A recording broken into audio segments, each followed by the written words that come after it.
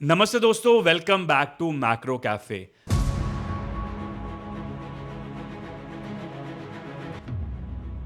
आजकल बहुत सारे तरीके आ गए हैं जहां पर आप अपने पैसे को इन्वेस्ट कर सकते हो। चाहे वो रियल एस्टेट हो, स्टॉक मार्केट हो, म्यूचुअल फंड्स हो, सॉवरेन गोल्ड बॉन्ड्स हो, जैसे काफ़ी तरीके।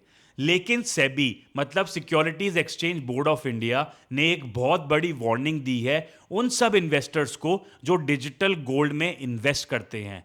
मार्केट रेगुलेटर ने पोटेंशियल रिस्क को हाईलाइट किया है जो भी डिजिटल गोल्ड में इन्वेस्ट कर रहा है उनके लिए। पर पहले यह समझते हैं कि डिजिटल गोल्ड है क्या।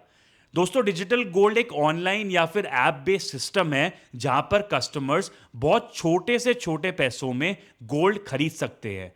नॉर्मली अगर आप अपने आप सोचो, अगर आपको गोल्ड लेना है तो फिर आप बाजार में जाओगे, ज्वेलर से मिलोगे, उससे थोड़े दाम में थोड़ा इधर उधर नेगोशिएट करोगे और गोल्ड खरीदोगे। लेकिन डिजिटल गोल्ड में आप 10 रुपए से लेके करोड़ों रुपए तक का गोल्ड डिजिटल फॉर्म में खरीद सकते हो। ये फिजिकली आपके पास नहीं रहता बल्कि डिजिटल फॉर्म में आप इसको स्टोर करते हो। कई सारे प्लेटफॉर्म इसे प्रमोट करते हैं, चाहे वो ज्वेलर्स हो जैसे कि तनिष्क, रिफाइनर्स हो जैसे कि एमएमटीसी पैम्प, फिनटेक फर्म्स हो या फिर ई कॉमर्स ऐप्स हो जैसे कि पेटीएम और फोन पे। दोस्तों, इसमें क्या होता है कि कस्टमर को एक डिजिटल रिकॉर्ड मिलता है, मतलब कि एक सर्टिफिकेट, एक ऐसी रिसीट कि आपके पास इतना गोल्ड है डिजिटल फॉर्म में। अब प्लेटफॉर्म इसके थ्रू क्या क्लेम करती है? प्लेटफॉर्म ये क्लेम करते हैं कि जितने का भी आप गोल्ड खरीदोगे उतना फिजिकल गोल्ड, वापस से सुनना, उतना फिजिकल गोल्ड वो ऑलरेडी खरीद कर स्टोर करके अपने पास रखते हैं। मतलब जो भी आपने अपने सर्टिफिकेट आपके पास हैं वो फिजिकल गोल्ड से बैक्ड है। आपको इसको अपने पास रखने की जरूरत नहीं है। एज पर देम वो सुरक्षित तिजोरी में रखा जाता है। बायर्स आगे चलकर इसे बेच सकते हैं, मतलब अपने सर्टिफिकेट्स को उसको ज्वेलरी में कन्वर्ट करवा सकते हैं या फिर कॉइन्स में कन्वर्ट करवा सकते हो या फिर इसको एज अ गिफ्ट आगे दे सकते हो। पर इसमें अब सेबी की एक वार्निंग आई है जो कि मेन कंसर्न है। सेबी ने ऑफिशियली प्रेस रिलीज जारी की है जिसमें उन्होंने ये कहा है कि digital gold is not recognised as a security under SCRA, मतलब सिक्योरिटीज कॉन्ट्रैक्ट रेगुलेशन एक्ट। मतलब सेबी की इस पे कोई भी निगरानी नहीं है। ये कमोडिटी डेरिवेटिव भी नहीं है under SEBI's commodity market jurisdiction. तो दोस्तों, सेबी की मेन कंसर्न ये है कि इसके अराउंड किसी भी इन्वेस्टर को कोई प्रोटेक्शन नहीं मिलती। Mutual funds, ETFs, commodity derivatives में जो प्रोटेक्शन अवेलेबल है वो डिजिटल गोल्ड में नहीं मिलेगी। अगर कल को कोई कंपनी बंद हो जाती है जिन्होंने आपको ये सर्टिफिकेट्स दी हैं तो आप सेबी के पास नहीं जा सकते क्योंकि ये उनके अंडर में नहीं आती। अब देखो, डिजिटल गोल्ड के साथ क्या क्या एसोसिएटेड रिस्क है जिसका आपको ध्यान रखना है। पहला है काउंटर पार्टी रिस्क। आपकी इन्वेस्टमेंट सिर्फ प्राइवेट फर्म की क्रेडिबिलिटी पर डिपेंड करती है। अगर वो कंपनी इनसॉल्वेंट हो गई, मतलब बैंकरप्ट हो गई, तो आप अपने गोल्ड को रिकवर नहीं कर पाओगे। सेकेंड एसोसिएटेड रिस्क है इसके साथ, विच इज कस्टडी और ऑडिट रिस्क। प्लेटफॉर्म कस्टमर्स के गोल्ड को पूल करते हैं लेकिन प्रॉपर ऑडिट हो रहा है या फिर नहीं, रिकॉर्ड्स रिलायबल है या फिर नहीं, ये पता नहीं चलता। साइबर अटैक हो गया, डेटा लूज हो गया, तो आप क्या करोगे? कोई सेबी प्रोटेक्शन इसमें नहीं मिलेगी। तीसरा एसोसिएटेड रिस्क है रिडेम्पशन और लिक्विडिटी इश्यूज। जब आप रिडेम्पशन करोगे, मतलब अपने सर्टिफिकेट्स दोगे, बेचोगे, तो चार्जेस लग सकते हैं, GST लग सकता है। ये सब डिपेंड करता है कंपनी की पॉलिसी पर। चौथा एसोसिएटेड रिस्क है इसके साथ, which is a tax risk, capital gains का रिस्क है।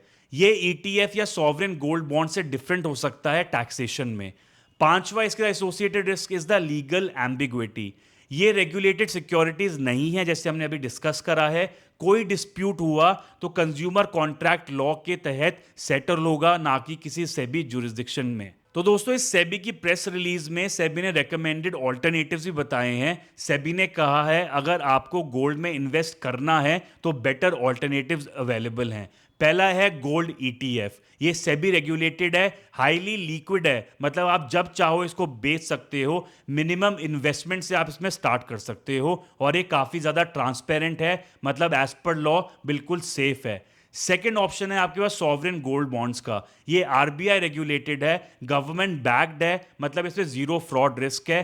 लेस लिक्विड है क्योंकि इसमें लॉक इन टाइम पीरियड होता है और मिनिमम आप 1 ग्राम से स्टार्ट कर सकते हो।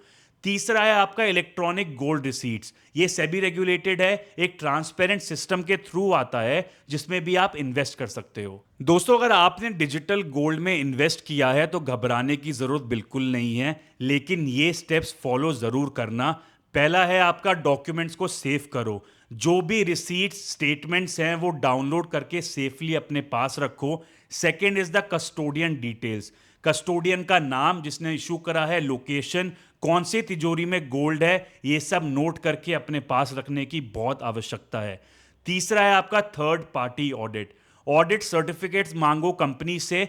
चौथा है आपका कंसिडर द रिडेम्पशन, मतलब उसको देके आप रियल गोल्ड लो। बेटर होगा कि आप गोल्ड को रिडीम कर लो और सेफर ऑप्शन में इन्वेस्ट करो। और दोस्तों, पांचवा सबसे इंपॉर्टेंट है, डोंट अज्यूम। बड़ा ब्रांड है तो सेबी प्रोटेक्शन है, ये अज्यूम मत करो। इंपॉर्टेंट क्लैरिफिकेशन लो। क्या डिजिटल गोल्ड इलीगल है? बिल्कुल भी नहीं। डिजिटल गोल्ड खरीदना बेचना इलीगल नहीं है, बट ये कमर्शियल है लेकिन रेगुलेटेड नहीं है। मतलब रिस्क आपके ऊपर है। दोस्तों, डिजिटल गोल्ड कन्वीनियंस देता है, इजीली इसको खरीद सकते हो, बट ये रेगुलेटेड बिल्कुल भी नहीं है और इन्वेस्टर प्रोटेक्शन इसमें नहीं है। सेबी की एडवाइस ये है कि legally protected investment options use करो, जैसे गोल्ड ईटीएफ या फिर सॉवरेन गोल्ड बॉन्ड्स। रिसेंट में गोल्ड प्राइसेस बढ़ने हैं तो बहुत लोग डिजिटल गोल्ड की तरफ अट्रैक्ट हो रहे हैं, इसलिए अभी रिसेंटली सेबी ने ये क्लैरिफिकेशन दी है। तो इसलिए बहुत इंपॉर्टेंट है that you stay safe and invest wisely. मैं हूं आपका दोस्त आदित्य गुप्ता। मिलते हैं नेक्स्ट एनालिसिस में। Till then take care. जय हिंद।